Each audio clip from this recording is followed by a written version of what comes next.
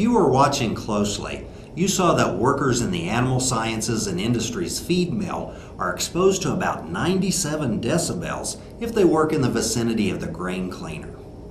Now, it's a little hard to understand what 97 decibels actually means because the decibel scale is logarithmic and it doesn't conform to the rules of ordinary mathematics. For instance, every time you increase by 6 decibels, the intensity of sound actually doubles. That means that 80 decibels is twice as loud as 74 decibels, and 86 decibels is twice as loud as 80. And if you do the math, every time you increase by 20 decibels, the intensity of sound increases 10 times. That means that 90 decibels is 10 times louder than 70 decibels. If you have normal hearing, the quietest sound you can hear is 0 decibels. So if you were to wake up in the middle of the night and it was very still, but you heard some faint sound and you could just barely hear it, that sound might be close to 0 decibels. If you were carrying on a conversation with another person in a quiet room, and you were both speaking at a normal conversational level, that conversation would probably expose you to a noise level of about 60 decibels. Damage to hearing can occur when workers are exposed to 85 decibels as an average noise level throughout the workday. Well, you just saw that the grain cleaner at the feed mill creates a noise exposure of about 97 decibels.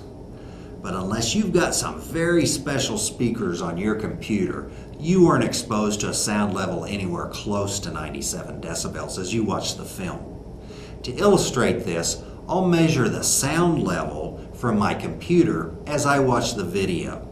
And first I'll watch it with the volume set at medium level, which is probably about like you have it.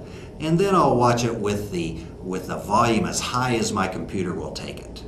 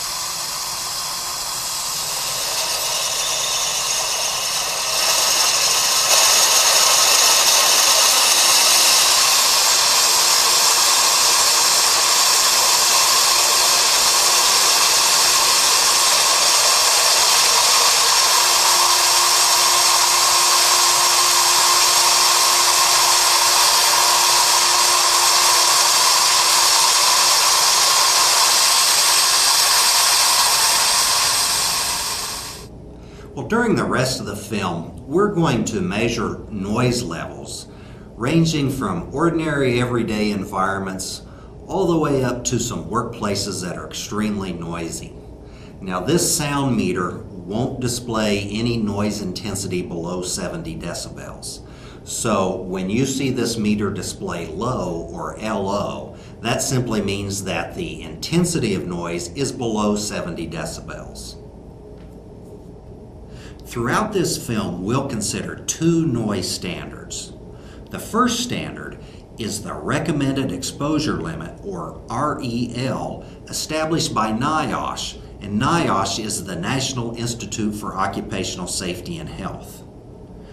The REL is based on the intensity of noise that is likely to cause hearing loss if a person is exposed to that noise every workday throughout their career. If our goal is to prevent noise-induced hearing loss, then we need to keep workers' exposure at or below the REL of 85 decibels as an average daily noise level. The other standard we'll consider is the permissible exposure limit, or the PEL. The PEL is established by OSHA, the Occupational Safety and Health Administration, and the PEL is a legal requirement mandating that employers must keep workers' exposure at or below 90 decibels as an average 8-hour exposure.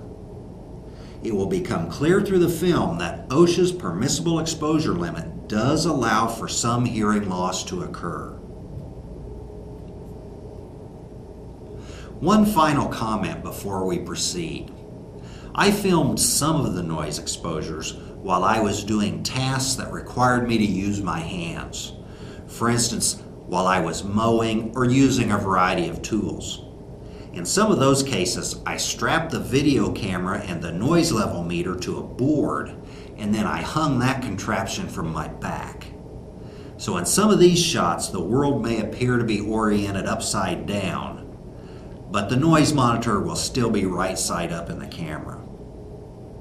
Well, let's begin by looking at some everyday exposures that are at the lower limit of the sound intensity that can be displayed by my meter.